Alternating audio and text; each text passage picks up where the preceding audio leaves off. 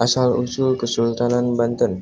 Kesultanan Banten merupakan kerajaan Islam yang pernah didirikan dan berjaya di ujung barat Pulau Jawa, yaitu di Provinsi Banten saat ini. Kesultanan Banten didirikan pada abad ke-16 Masehi oleh Sunan Gunung Jati atau Syarif Hidayatullah atau dikenal sebagai Sunan Jati pada 1525 Masehi. Kedatangan Sunan Gunung Jati ke Banten adalah bagian dari misi Sultan Trenggono dari Kerajaan Demak untuk mengusir Portugis dari Nusantara. Kesultanan Banten berdiri sebagai manifestasi dari penyebaran Islam dan kemenangan. Sebelum menjadi daerah Islam, Banten merupakan dari bagian Kerajaan Pajajaran.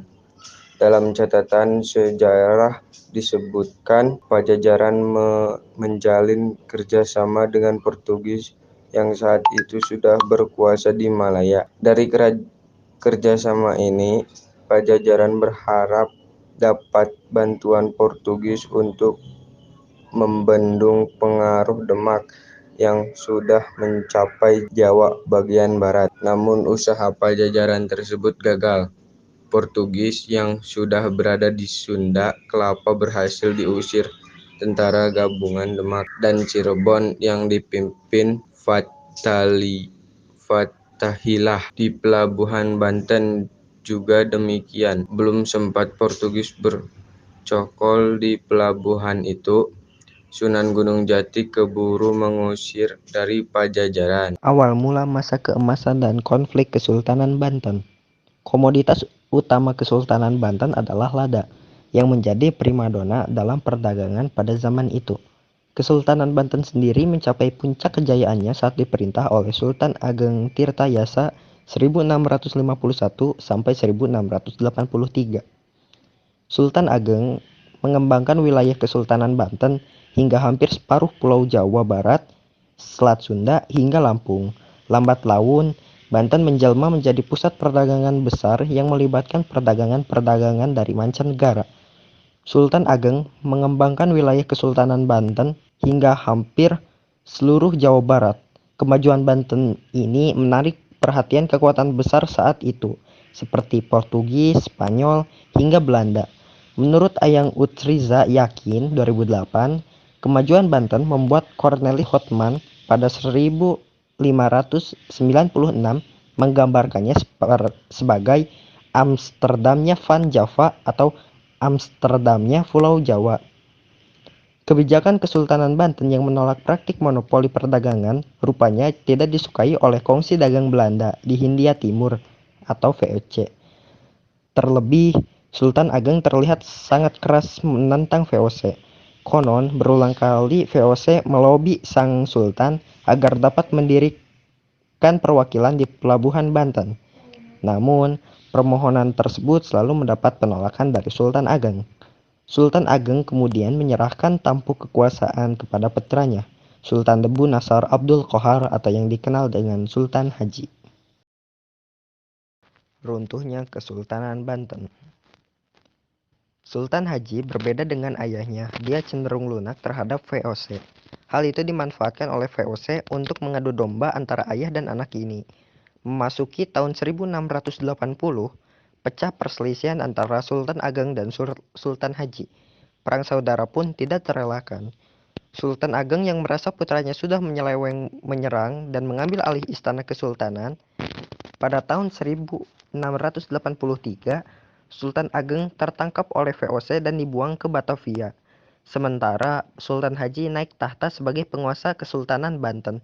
Namun, dia naik tahta dengan didahului perjanjian Banten yang sangat menguntungkan VOC. Sejak saat itu, Kesultanan Banten sepenuhnya berada dalam kontrol VOC maupun Belanda.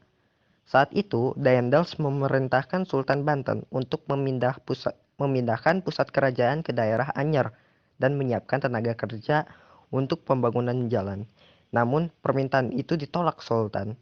Akibatnya, Daendels menurunkan pasukan untuk membombardir istana Surosowan sebagai pusat Kesultanan Banten.